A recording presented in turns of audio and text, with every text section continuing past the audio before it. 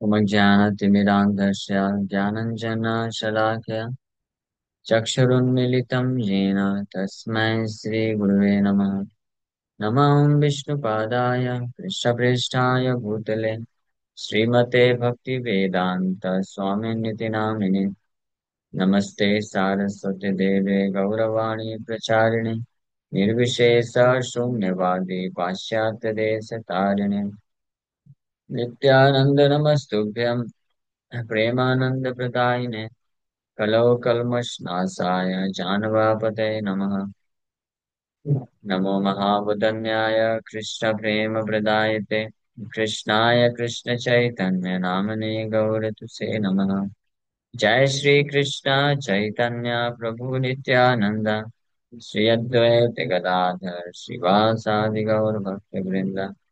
हरे कृष्णा कृष्णा कृष्णा हरे हरे हरे राम राम राम हरे हरे।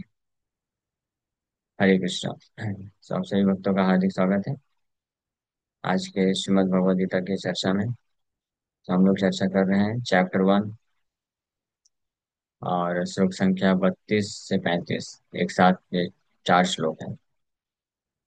तो इन श्लोकों पे कल हम लोग कुछ चर्चा किए थे, उसी चर्चा को आगे बढ़ाएंगे। सो अर्जुन फाइनली जब भगवान कृष्ण को बोले कि न च श्रेयो अनुपश्यामि हत्वा स्वजनमाहवे न कांक्षे विजयम कृष्ण न च राज्यम सुखानि च। कि हे कृष्ण, अपने स्वजनों को इस युद्ध स्थल में मार करके मैं कोई श्रेय नहीं देखता।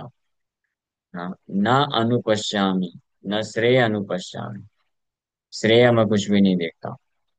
इसीलिए फिर फाइनली अर्जुन इस श्लोक के बेसिस पे यहाँ पे जो बोले वो बोले कि किम नु राज्येन गोविंदा गोविंदा किम भोग जीवितेन वा येषामर्थे कांक्षितं नु राज्यं भोगा सुखानि च। ताइमे अवस्थिता युद्धे प्राणं त्यक्त्वा धनानि च आचार्य पितरा पुत्रास्तथैव च पितामहा मातुला स्वसुरा पौत्रा स्याला सम्बन्धिनस्तथा एतान्न हन्तुमिच्छामि घ्नत्वपि मधुसूदन। अपि त्रैलोक्यराज्यस्य हेतु किं नु मही कृते निहत्या धातराष्ट्रान्ना का प्रीति स्यात् Janardan. O Govinda, of what avail to us are a kingdom, happiness, or even life itself, and all those for whom we may desire them are now arrayed on this battlefield. ये गोविंदा, ऐसे राज्य का या सुख का, राज्य के सुख का या जीवन का ही क्या अर्थ है? What is the use? क्या अर्थ है अगर जिन लोगों के लिए ये राज्य सुख या जीवन है वही लोग यहाँ पे खड़े हैं मृत्यु के कतार, उनको मार करके ऐसा राज्य या सुख, राज्य का सुख या ये जीवन का क्या अर्थ निकलेगा? अर्जुन ऐसा बात कर रहे हैं। जैसे बोल रहे हैं, हे मधुसूदन, जब हमारे सामने हमारे teachers, fathers, sons, grandfathers, maternal uncles, fathers in law, grandsons, brothers in law and other relatives are ready to give up their lives and properties and standing before me, why should I wish to kill them even though they might otherwise kill me? हालांकि हमारे सगे संबंधी सब लोग बहुत आतुर हैं, खड़े हैं मारना मारने के लिए, लेकिन हमको उनको क्यों मारना चाहिए? भले ही वो हमको मार दे, दैट इज बेटर, वो अच्छा है। हमें उनको क्यों मारना चाहिए? क्योंकि उससे हमको वास्तविक कोई सुख प्राप्त नहीं होगा। O maintainer of all living entities, यानी हे जनार्दन, आप तो सभी जीवात्माओं का पालन पोषण करते हैं। सो आप ऐसा प्रपोजल कैसे दे सकते हैं कि सबको मार दो? ये तो उचित नहीं लगता, आपके नाम के अनुरूप नहीं। So I am not prepare to fight with them. ये फाइनल डिसीजन दे दिया। Even in exchange for the 3 worlds let alone this earth, पूरे तीनों ब्रह्म, तीनों लोगों को के बदले में भी मैं उनसे लड़ने के लिए तैयार नहीं। ये पृथ्वी का राज्य तो छोड़ ही दीजिए। सोचो Arjuna, he was such a great devotee, such a great soul. कितना हृदय अर्जुन का अच्छा है। यहाँ पे तो लोग एक 4 उंगली की जमीन के लिए तैयार हो जाता है, 40 लोग को भी मार देंगे। ऐसी स्थिति है आज के समय में, कलयुग का दुर्भाग्य। मालूम है ना? सगा भाई सगे भाई को मार देता है थोड़े से जमीन के लिए। अर्जुन बोल रहा है पूरा पृथ्वी का राज्य मिलने वाला है अर्जुन को। लेकिन अर्जुन बोल रहा है पूरा ब्रह्मांड ही क्यों ना मिल जाए, पृथ्वी तो छोड़ दीजिए, पूरे ब्रह्मांड के बदले में भी मैं अपने इन सगे संबंधियों को नहीं मारना चाहता। ये जो भावना है, हालांकि अभी अर्जुन ये मोहग्रस्त भावना है। दिस इज ऑल यूजलेस, निरर्थक है स्पिरिचुअल पॉइंट ऑफ व्यू से, मतलब आई मीन एक्चुअल जो पर्पस अर्जुन अभी समझा नहीं है कि युद्ध क्यों कर रहा है। लेकिन अर्जुन देहात बुद्धि में रह करके जो बातें कर भी रहा है, तो ये that shows is greatness, Arjun की महानता को व्यक्त कर। सो अर्जुन जो है अभी केवल उस पॉइंट को कंसिडर कर रहा है। कौन कौन सा व्यू पॉइंट अर्जुन कंसिडर कर रहा है? कि इस राज्य को, इन लोगों को मार करके मुझे राज्य सुख लेना है, केवल यही विचार कर रहा है। जो हायर पर्पस है युद्ध करने का, वो अभी अर्जुन के दिमाग में क्लियर कट पता नहीं, अंडरस्टैंडिंग नहीं। वही उसी के लिए भगवान गीता सुनाएंगे, समझाएंगे कि तुमको अर्जुन केवल युद्ध इसलिए नहीं करने को बोल रहा हूँ, मारने के लिए नहीं बोल रहा हूँ कि तुम कुछ सेंस ग्रेटिफिकेशन मिल जाएगा, राज्य मिल जाएगा। This is not just the reason, यही रीजन है। अगर यही रीजन होता तो तुम सही हो, है ना? इस रीजन से दुर्योधन युद्ध कर रहा, जो कि गलत है फिर, हाँ। लेकिन अर्जुन को इस रीजन से नहीं मरवाना चाह रहे भगवान, देयर इज हायर पर्पस। लेकिन वो अर्जुन अभी नहीं जान पा रहा है, because of being affected by with this worldly concept of life. इसीलिए अर्जुन ये बोल रहा, डिसीजन दे रहा है। What pleasure will be derive from killing the sons of Dhritarashtra. तो यहाँ पे basis of his decision is what pleasure will be derive, हमको क्या सुख मिलेगा। यानी अपने सुख के बारे में विचार करते हुए अर्जुन डिसीजन ले रहा है कि मुझे युद्ध करना चाहिए नहीं करना चाहिए। अपने सुख को प्राप्त करने के लिए Duryodhan he was determined to undergo this fight, कि मैं युद्ध किए बिना मैं नोक सुई की नोक के बराबर भी जमीन नहीं। अगर चाहिए तो युद्ध करो, मेरे इसको पराजित करो, फिर लेके जाओ राज्य पूरा। तो अपने सुख के लिए दुर्योधन युद्ध कर रहा है, युद्ध करने के लिए डिटरमाइंड है, मारने के लिए तैयार है सभी सगे संबंधियों को। और अपने सुख के लिए अर्जुन जो है युद्ध छोड़ने के लिए तैयार है। सब अगर स्पिरिचुअल पॉइंट ऑफ व्यू से देखा जाए, हाँ, तो ये दोनों में कोई खास डिफरेंस नहीं, क्योंकि उसमें बेसिस क्या है? One own sense gratification. Arjun being a great soul, महान आत्मा होने के कारण, पुण्यवान होने के कारण अर्जुन सोचता है कि मेरे सगे संबंधी लोग रहेंगे, वो लोग सुखी रहेंगे, तो मेरे को सुख मिलेगा। ठीक है, लेकिन फिर भी सेंटर क्या है? My sense gratification, my place. और दुर्योधन का जो कैलकुलेशन है कि अगर मुझे राज्य मिलेगा तो मैं सुखी होऊंगा, भले ही मेरे सगे संबंधी अर्जुन लोग जितने मेरे भाई लोग सब मर जाएं, कोई फर्क नहीं पड़ता। तो ये डिमोनिक मेंटेलिटी है। तो लेकिन इसमें भी सेंटर कौन है? वो खुद है, desire for one's own self gratification. But Bhagavad Gita teaches us that one must perform his duties not for his personal sense gratification. खुद के सेंस ग्रेटिफिकेशन के लिए कर्तव्य नहीं करना चाहिए। किसके सेंस ग्रेटिफिकेशन के लिए? For Krishna sense gratification, Krishna को संतुष्ट करने के लिए, कृष्ण की इंद्रियां संतुष्ट करने के लिए हमको कार्य करना चाहिए। ये हमारा असली जीवन का क्या है? लक्ष्य है, उद्देश्य है, ये हमारा धर्म है, वास्तविक हमारा कर्तव्य धर्म यही है। तो यहाँ पे इसलिए अर्जुन जो है वो अपने धृतराष्ट्र के इन पुत्रों को मारने से अपने आप को रोकना चाहते हैं, बोल रहे हैं क्या सुख है। अभी इस श्लोक में, इन 4 श्लोकों में अर्जुन भगवान कृष्ण को 3 अलग अलग नाम से संबोधित करते हैं। पहला नाम क्या है? गोविंदा। तो तात्पर्य पढ़ के हम लोग इसके ऊपर विचार करेंगे। तो प्रभुपाद जी तात्पर्य में लिख रहे हैं, Arjuna has address Lord Krishna as Govinda because Krishna is the object of all pleasures for cows and the senses. Govind का अर्थ क्या होता है? गो मीन्स इंद्रिया, सेंसेस, और गो मीन्स काउ, गाय। गाय को भी गो बोलते हैं, हाँ। और सेंसेस, इंद्रियों को भी गो बोला जाता है। इसलिए जो इंद्रियों के स्वामी होते हैं उनको गो स्वामी बोला जाता है। One who has conquered his senses is known as Goswami. तो गोस्वामी जो है एक सरनेम नहीं है टाइटल। गोस्वामी टाइटल उनको दिया जाता है one who has conquered his senses and specially sex desire. One who can conquer sex desire, he becomes known as Goswami. And who cannot subdue his sex impulse, he is known as Godas. सो गोदास बोला जाता है। Anyway, तो यहाँ पे गोविंद का अर्थ है, कृष्ण का एक नाम गोविंद है, जिसका अर्थ होता है कि भगवान जो गायों को और इंद्रियों को जो है आनंद प्रदान करते हैं, इसलिए उनका नाम पड़ा गोविंद। ये गोविंद नाम स्पेशली तब पड़ा जब भगवान कृष्ण गायों की रक्षा किए थे। इंद्र जब बहुत बारिश की, सारे समस्त गोकुल के गाय तकलीफ में थे, तो भगवान ने उठाया गोवर्धन, तो गायों को भी रक्षा प्रदान किए, और साथ ही साथ में गो मतलब अपने उनके जो भक्त थे उनके भी इंद्रियों को संतुष्ट किए, तो इसलिए गोविंद नाम हो गया। तो अर्जुन जो है भगवान को गोविंद कह के एड्रेस करके ये सोच रहा है कि by using this significant word means Govinda, Arjuna indicates that Krishna should understand what will satisfy Arjuna's senses. हाँ। So अर्जुन भगवान कृष्ण को गोविंद नाम करके एड्रेस करके संबोधित करके ये इंडिकेट कर रहा है, सूचित कर रहा है, कृष्ण आपका नाम गोविंद है। That means you should understand, आपको समझना चाहिए कि मेरे इंद्रियों को क्या संतुष्ट करे। Govinda means you are meant to satisfy my senses, you should understand what will satisfy my senses. Govind आपका नाम है, तो आपको जानना चाहिए कि मेरी इंद्रियों को क्या संतुष्ट करेगी। तो आप उसका विपरीत कैसे मेरे को सजेस्ट कर सकते हैं। ये युद्ध करने में मेरी इंद्रिय संतुष्ट नहीं होती।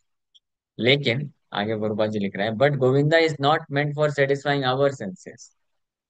गोविंद का अर्थ ये नहीं है कि हमारे इंद्रियों को कैसे संतुष्ट किया जाए। गोविंद का एग्जैक्ट मीनिंग क्या, अर्थ क्या है? If we try to satisfy the senses of Govinda however, then automatically our own senses are satisfied. Materially, everyone wants to satisfy his senses, and he wants God to be the order supplier for such satisfaction. The Lord will satisfy the senses of the living entities as much as they deserve, but not to the extent that they may covet. But when one takes the opposite way, namely when one tries to satisfy the senses of Govinda without desiring to satisfy one's own senses, then by the grace of Govinda, all desires of the living entities are satisfied. So Govinda का अर्थ ये जरूर है कि अपने भक्तों को satisfy कर, to satisfy the desires, uh, senses of his devotees. लेकिन one has to understand it in fact, तत्व के साथ इसको समझ। यस। सो इसको तत्व के साथ समझना जरूरी है कि इसका अर्थ क्या है। तो गोविंद भगवान कृष्ण अपने भक्तों के इंद्रियों को संतुष्ट करते हैं, but the way is just like, आप खाते हो तो जो खाना होता है, खाद्य पदार्थ होता है, that is meant to give you energy, that is meant to give you nourishment, that is meant to give you satisfaction. जो खाद्य पदार्थ होता है तीन चीज देता है, एनर्जी, तुष्टि, पुष्टि, क्षुत निवृत्ति। तीन चीज बताया गया भाव। तुष्टि मतलब आपको संतुष्ट करेगा, पुष्टि मतलब नरिशमेंट करेगा, और साथ में एनर्जी देगा।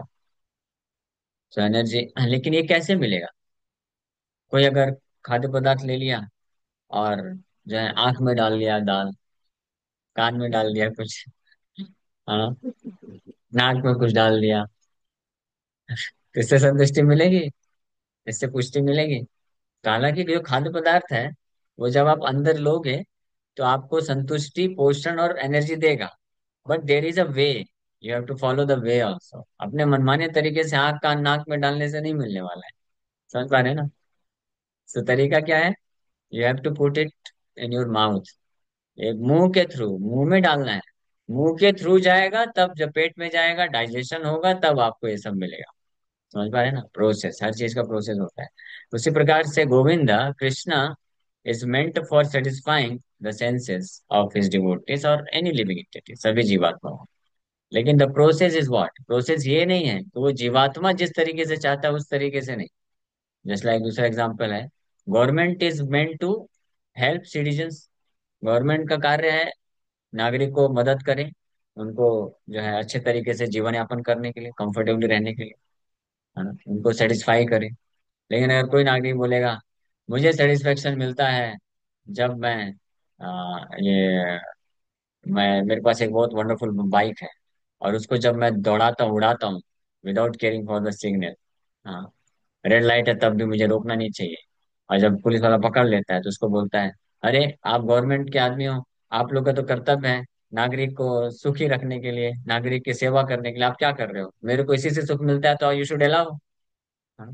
तो हालांकि गवर्नमेंट सरकार की जिम्मेदारी है कि नागरिक को सुख प्रदान करे, उनकी आवश्यकताओं की पूर्ति करे, देखभाल करे, लेकिन वो इस उस नागरिक के तरीके से नहीं। किसके तरीके से? उनके तरीके से, ताकि वास्तविक रूप में वो सुखी बन सके। नागरिक सोचेगा तो फिर ऐसे सब क्लैशेस हो जाएंगे, फिर कोई सुखी नहीं होने वाला है। जैसे माँ बाप जो है, they are meant to satisfy the desires of their children. अपने बच्चों की जो है इच्छाओं की पूर्ति करने के लिए, उनको संतुष्ट करने के लिए, उनको सुखी बनाने का उनका कर्तव्य होता है। लेकिन बच्चे जैसे चाहते हैं वैसा नहीं, जैसा उनके लिए उचित है वैसे माँ बाप को करना, भले उसमें बच्चों को तकलीफ हो। तो इसी प्रकार से भगवान गोविंद हैं, यानी स्पेशली भक्तों की इंद्रियों को संतुष्ट करने करते हैं भगवान, ये उनका कार्य है, वो करते भी हैं। इसमें भगवान कभी पीछे नहीं हटते हैं। भगवान कृष्ण अपने कर्तव्य को बहुत अच्छे तरीके से पालन करते हैं, ये तो हमारी तरफ से कमी होती है हमेशा। जब भी हम, चाहे हम भक्ति मार्ग में हो या भक्ति मार्ग में नहीं भी हैं जो लोग, दोनों के लिए अगर हमारे जीवन में कुछ दुख आ रहा है, हम जो चाहते हैं वो नहीं मिल पा रहा है, we should understand lacking is not from Krishna side. भगवान कृष्ण की तरफ से कुछ कमी नहीं है, कमी हमारे तरफ से। हम अभी वो प्रॉपर जो तरीका है, प्रॉपर जो अप्रोच है, एटीट्यूड है, उससे हम नहीं कर पा रहे, है ना। और दूसरा, कि हम समझते हैं कई बार कि ये मुझे सेटिस्फाई करेगा, ये मुझे मिल जाएगा, ऐसा हो जाएगा मेरे जीवन में तो मैं सुखी हो जाऊंगा। लेकिन हम तो इग्नोरेंट है, हम अज्ञानी है। भगवान को ज्यादा पता है कि क्या इसको सेटिस्फाई करेगा, क्या इसको सुखी बनाएगा। तो इसलिए भगवान पे निर्भर होकर के भगवान भगवान को अलाउ करना चाहिए, that my dear Lord, whatever you want with me you do, my only desire is that मैं आपके चरण कमल में आश्रय आश्रय प्राप्त करूं। इसलिए भगवान को जो सेवा करता है, भगवान के इंद्रियों को संतुष्ट करने के द्वारा भक्त की इंद्रियां संतुष्ट होती हैं, सुखी होती हैं। हाँ, because we are part and parcel of supreme Lord, हम लोग अंश हैं, भगवान के अंश हैं। जैसे शरीर में अलग अलग जो अंग होते हैं, हाथ है, आंख है, नाक है, जीवा है, कान है, पैर है, ये पूरे शरीर का पार्ट एंड पार्सल है, अंश है। तो ये कब संतुष्ट होगा, कब सुखी होगा, कब एनर्जेटिक होगा? हाँ, जब शरीर को पोषण मिलेगा, यानी पेट जो है सेंट्रल पॉइंट है, उसको जब मिलेगा तो इसके माध्यम से पूरे शरीर में ट्रांसफर होगा, है ना। हाथ पैर आंख कान नाक खुद सोचेगा कि मैं खुद ही डायरेक्ट पोषण ले लेता हूँ। हाथ क्या करेगा? रसगुल्ला पैसे बस दबाता रहेगा, कुछ मिलेगा उसको पोषण? एक बार ऐसे मीटिंग हुई थी। हाँ, सारे जितने भी सेंसेस हैं शरीर के, वो सब लोग बैठ गए मीटिंग में। And head of the body, वैसे तो हेड ऑफ द बॉडी ये है, लेकिन खाने के मामले में हेड कौन है? एचओडी, पेट है। तो पेट भाई साहब भी बैठे थे। हाँ, तो सब लोगों ने कंप्लेन किया। हाँ, एक्चुअल हेड, इस हेड को कंप्लेन किया, जो एचओडी है, मेन एचओडी। उसको बोले ये जो पेटू है, ये केवल खाता रहता है, कुछ तो करता नहीं है। हाथ बोला मैं करता हूँ, मैं सब अरेंजमेंट करता हूँ। पैर बोला मैं जाता हूँ। आंख बोला मैं देखता हूँ, डिस्क्रिमिनेट करता हूँ। नाक बोला मैं स्मेल करता हूँ। मुंह बोला मैं चबाता रहता हूँ, सबसे ज्यादा काम तो मैं करता हूँ। लेकिन पेटू क्या करता है? बस बैठा है, इसको देते जाओ देते जाओ, हम नहीं देंगे। हाँ, हम सब अपना अपना करेंगे और अपना अपना खाएंगे। देखते हैं पेटू का कैसे चलता है, कुछ काम नहीं करता है। तो जो हेड ऑफ द डिपार्टमेंट था, बोला कि देखो भाई, ऐसे नहीं चलेगा, ये सिस्टम नहीं है। आप लोग सब वीक पड़ जाओगे।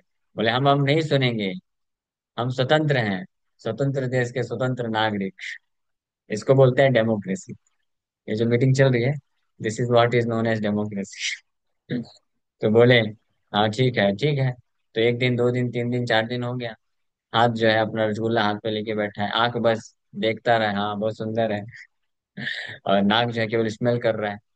लेकिन धीरे धीरे सब वीक पड़ने लग गए, वीक पड़ने लग गए। फिर वापस से मीटिंग स्टार्ट किए, और हेड ऑफ द डिपार्टमेंट को सबने रिपोर्ट किया कि ऐसा ऐसा हो रहा है। हेड ने बोला यस, मैंने बोला ही था, ये सिस्टम नहीं है।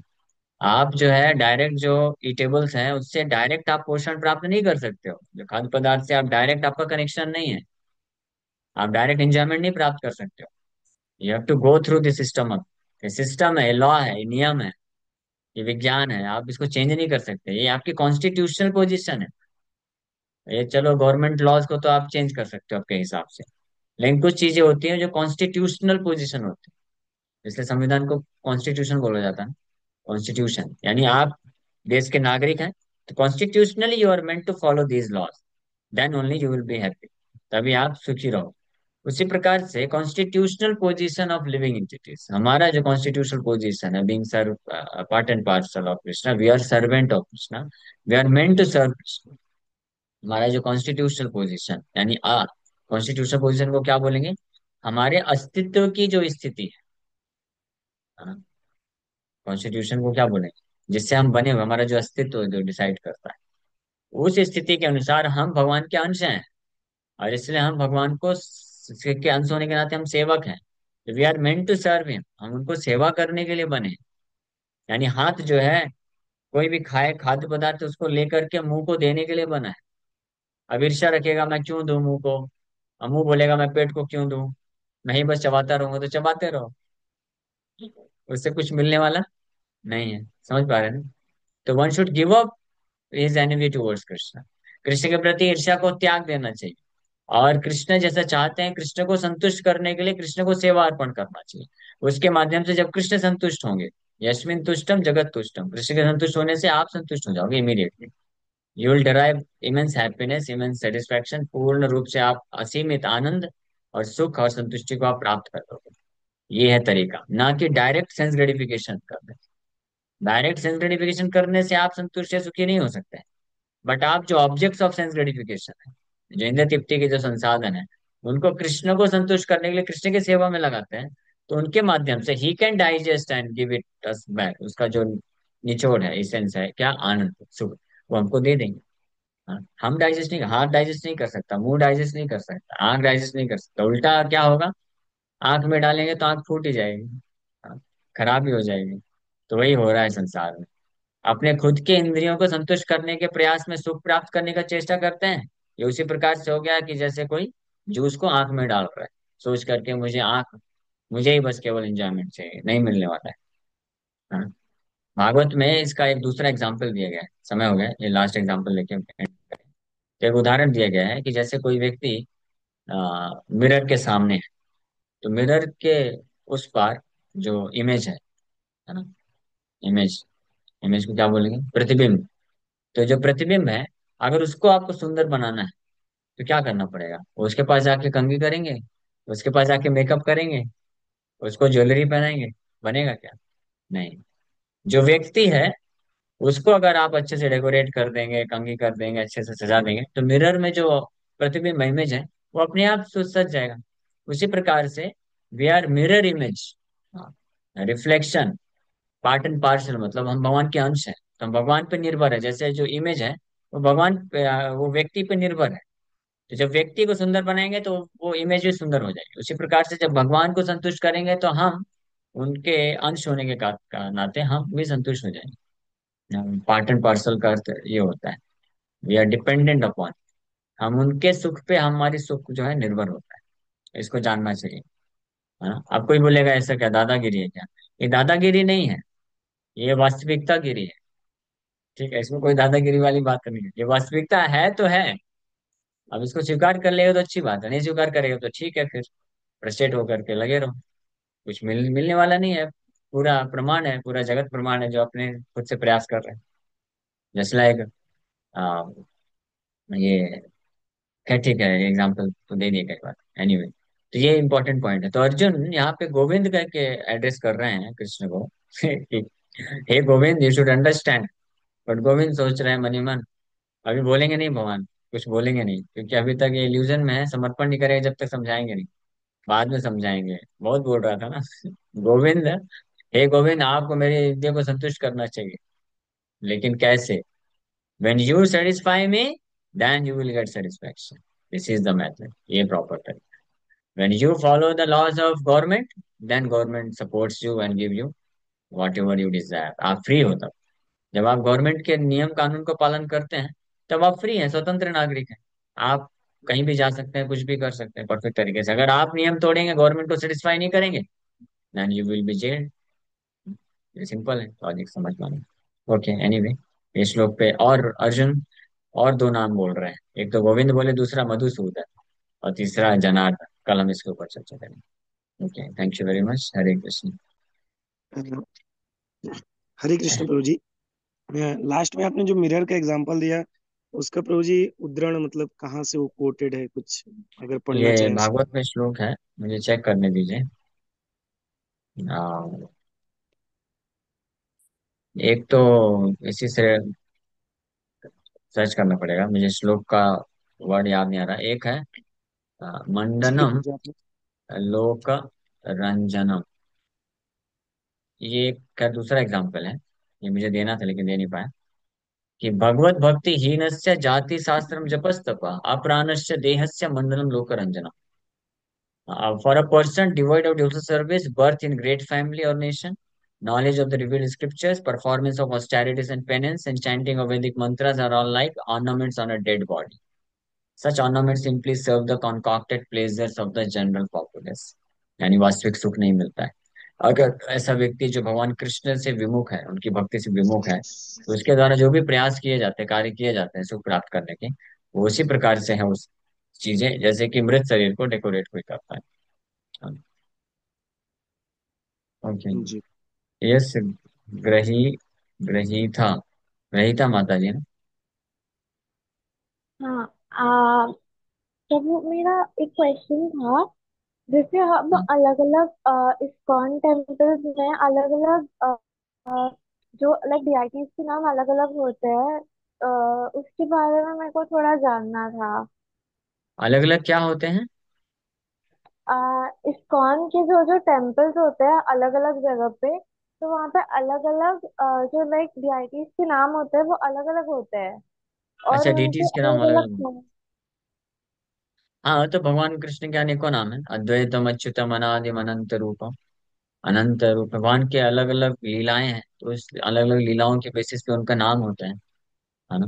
जैसे हमारे जो भगवान है यहाँ पे, राधा रास बिहारी नाम। राधा रास बिहारी, रास बिहारी का अर्थ होता है कि जो अनंत प्रकार के रस का एंजॉयमेंट एंजॉय करते हैं, अनेकों प्रकार के रस।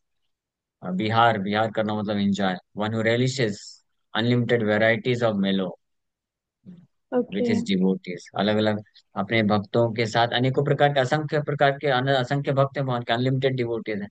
और हर डिवोटी के साथ भगवान का एक यूनिक रिलेशनशिप होता है, एक अद्वितीय संबंध होता है। उस एक यूनिक रिलेशनशिप में भगवान उस रस को आस्वादन करते हैं, वो भक्त भी आस्वादन करता है, भगवान भी आस्वादन करता है। तो इसलिए ओके। रास बिहारी, स्पेशली रास बिहारी जो है, भगवान गोपियों के साथ रास लीला किए और इसलिए भी रास बिहारी। ऐसे नाम हो गया, ऐसे कहीं पे नाम होता है श्री श्री राधा मदन मोहन। मदन मोहन मतलब इतने सुंदर है, भगवान का रूप इतना सुंदर है जो मदन को भी मोहित कर लेते हैं, इसलिए उनका नाम मदन मोहन हुआ। मदन मतलब क्यूपिड, कामदेव को मदन बोलते हैं, कामदेव को। ओके। और जैसे एक नाम है राधा गोपीनाथ। गोपीनाथ मतलब गोपियों के स्वामी, master, maintainer of the gopis, इसलिए गोपीनाथ। गोविंद, गोविंद का अर्थ हमने बताया। तो ऐसे भगवान के अनेकों अनेकों नाम है, इसलिए अलग अलग विग्रहों के भगवान के उन लीलाओं को स्मरण करते हुए भगवान को पर्टिकुलर नाम दिया जाता है। तो जो आचार्यगण होते हैं जब कोई विग्रह स्थापित करते हैं, तो वो हम्म। आचार्यगण भगवान जैसे उनको प्रेरणा देते हैं, भगवान का जो विशेष लीला उनके हृदय में प्रकट हुआ, या उस विग्रह को देख करके, या उस जगह पे, या जो भी है, उनको भगवान से प्रेरणा मिलता है कि भगवान का ये लीला है, तो इस लीला के आधार पे भगवान का नाम वो नामकरण कर देते हैं भगवान के रूप को देख करके, या उस कई बार किसी किसी विग्रहों का वो पास टाइम होता है, वहां पे लीला भी हो जाता है, तो उस बेसिस पे भी नाम रख दिया जाता है। ठीक। ओके। ओके। ओके। हरे कृष्ण। हरे कृष्ण। ठीक है, समय हो गया। हरे कृष्ण।